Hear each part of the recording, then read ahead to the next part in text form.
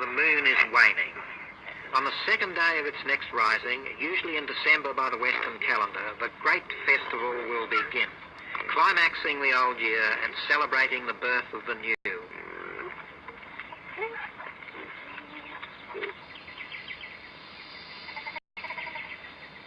The crops, too, must share in the festival. A sheaf of paddy, symbolic of all the paddy, is collected from the field by a household representative just before the festival begins.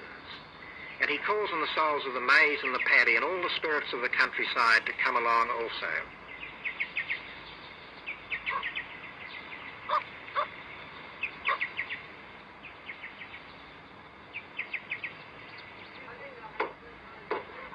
From glutinous rice and sugar, special festival cakes are made.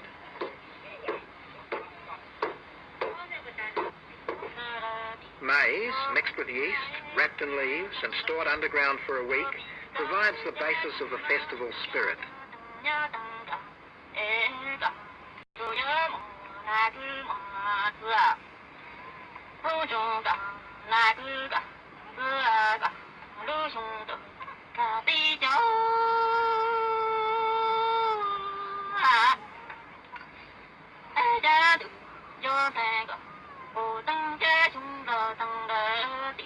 The cakes, wrapped in leaves, are baked and exchanged between friendly households.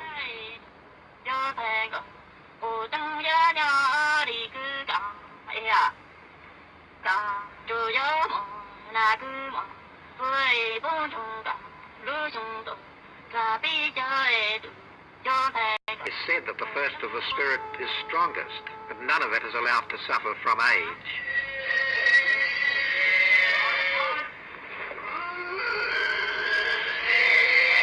On the first morning of the festival, while final sacrifices are made to the house spirit, Jew completes her dressing.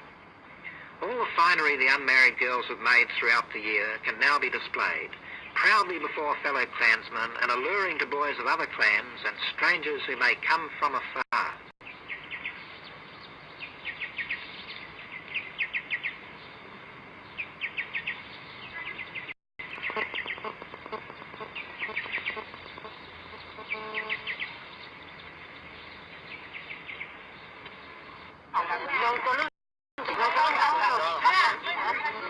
Young boys play at any time, the men only at the festival when they are young again.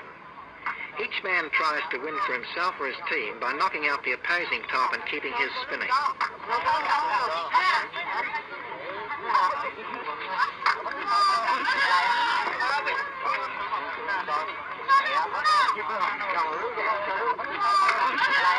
Pie dresses with special care, twining in a switch made from hair preserved from earlier combings.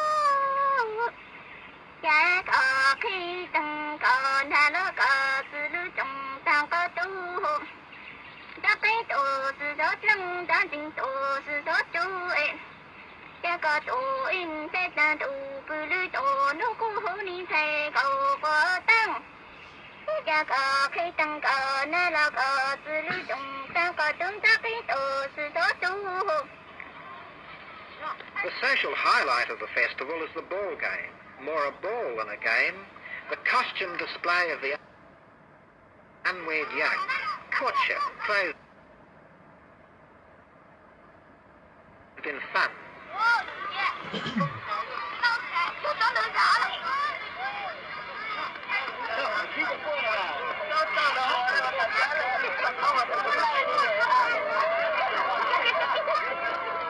There are other games as well, but the abiding interest is in the ball game. the first day, boys and girls play with one another more or less indiscriminately.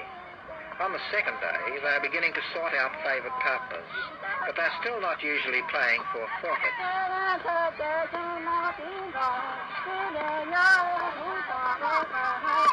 The younger married men of the village engage in sports not so obviously connected with the girls.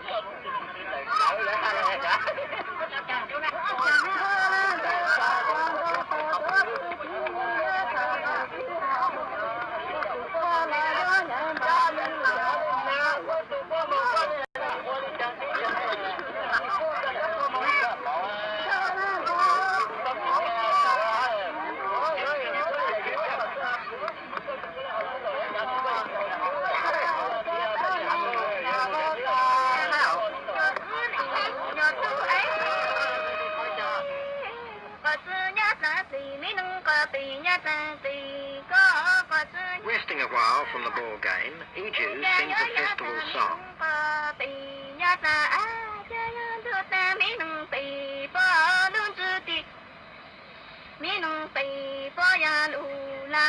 It tells of a girl who loved a boy and hoped to marry him. But on the festival day, he saw another girl and deserted her. She asks him why. He says that she is too poor. Her family cannot afford plates and must eat off leaves. The new girl is beautiful and rich. The forsaken girl returns to her family, telling them that the boy does not wish to marry her because of their poverty.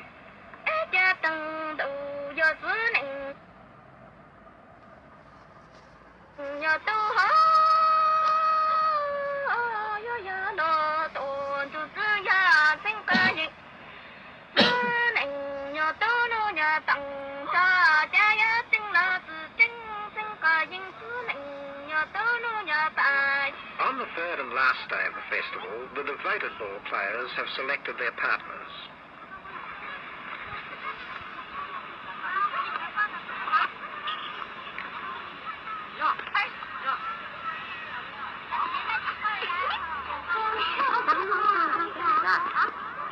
If a player can reach the ball with only one hand, a miss does not matter.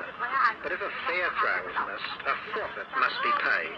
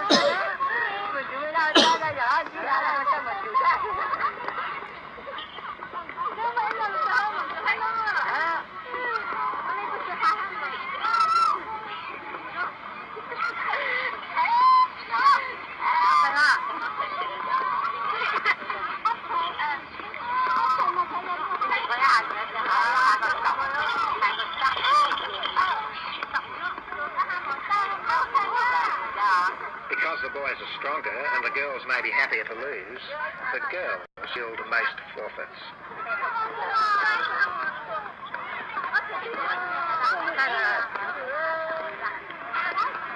In the evening, when the game is over, the boys may approach the girls' houses, softly play the Jew's harp with its messages of love, and invite the girls to recover their forfeits.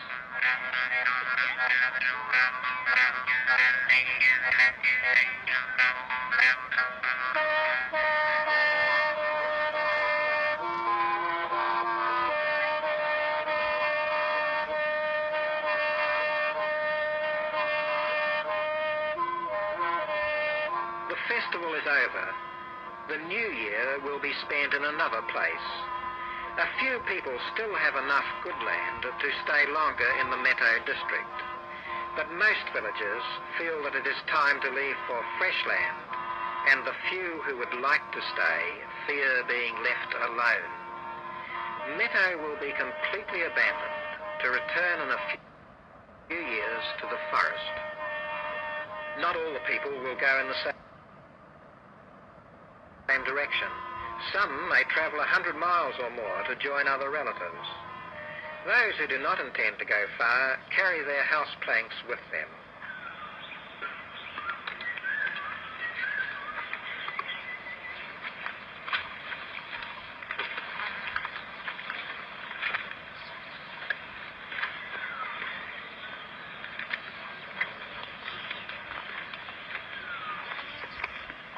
So,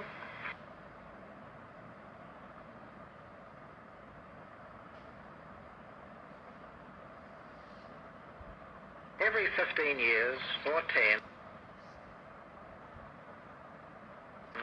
or even 5, the Miao people will move on. South, east, west, or even back north again, as long as the hills remain.